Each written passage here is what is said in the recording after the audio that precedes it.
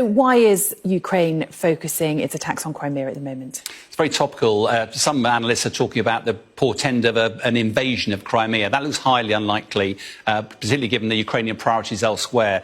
But it does seem that the focus is actually on the Black Sea fleet, because the Russians dominate the Black Sea, but the access to the Black Sea is all controlled via the Bosphorus Straits. And Turkey, which controls that access, effectively has said, I don't want to take sides in the war. Civilian craft go backwards and forwards, but not military. And in effect, that means that whatever Russia's got in the Black Sea at the moment, it's going to keep for the duration of the war. Now, reports suggest that Russia only had about 20 of its major ships in the Black Sea before the start of this. Every time you lose one, and they've lost a few, you lose 5% of your fleet. But also, there are probably less than 5 Kilo-class submarines shown here.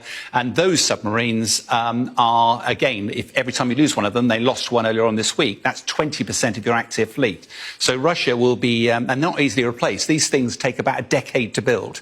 So Russia will be really keen to preserve whatever they can of these, and therefore the whole purpose of these attacks is to move this fleet east as far away as possible from the Ukrainian attack. So not only have they put a severe dent in their Black Sea fleet, they're also trying to push them east. Why? Part of this is trying to disrupt the logistic support from Russia for the resupply, but also it's to enable the export of grain. And it's worth just following this logic through. The Russians have blockaded the Black Sea and therefore stopped exporting of grain. But the Ukrainians have just announced they've opened a new corridor, and 2 cargo ships have arrived in Ukraine to take about 20,000 tons of grain out.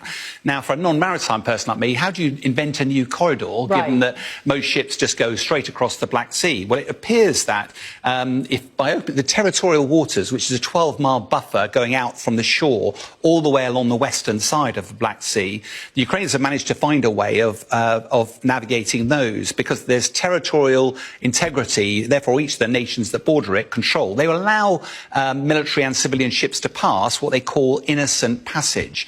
But it does mean that actually Russia would not be able to attack ships that are in there. Now, it seems very obvious, but if you look at the coastline, it's extremely jagged, and therefore these ships are going to have to be turning and twisting, which is not what big cargo ships are used to doing. However, for the smaller ships, and that's why it's smaller amounts of grain, it is going to be difficult for the Russians to intercept them, A, because they're further east because of these attacks, but also because they're in territorial waters. And you've got to hope that that improves the flow of much-needed grain. On to Kim Jong-un's visit to Russia.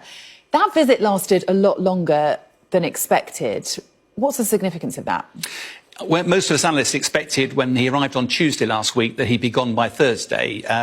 Normally, state visits like this are normally busy diaries from busy leaders. And the North Korean leader famously is paranoid about his own personal security. This is the first time he's left the country since 2019. Yet his visit lasted almost a week and finished today. There's also been a massive publicity about it, which would not normally have been comfortable for the North Korean leader. Pictures, video, etc. Most of it Putin showcasing Russian high-technology military wear and offering a potential collaboration on the way. But the thing is, none of this is affordable for Kim Jong-un. It's worth recording, although geographically North Korea and South Korea about the same size, in reality, North Korea's GDP is 2% of South Korea's. It just doesn't have the money. It needs food, feed a starving nation. But maybe Russia would offer technical assistance. So why has this been extended? Almost certainly it shows the desperation of the Russian leader to get the artillery shells from North Korea it desperately needs.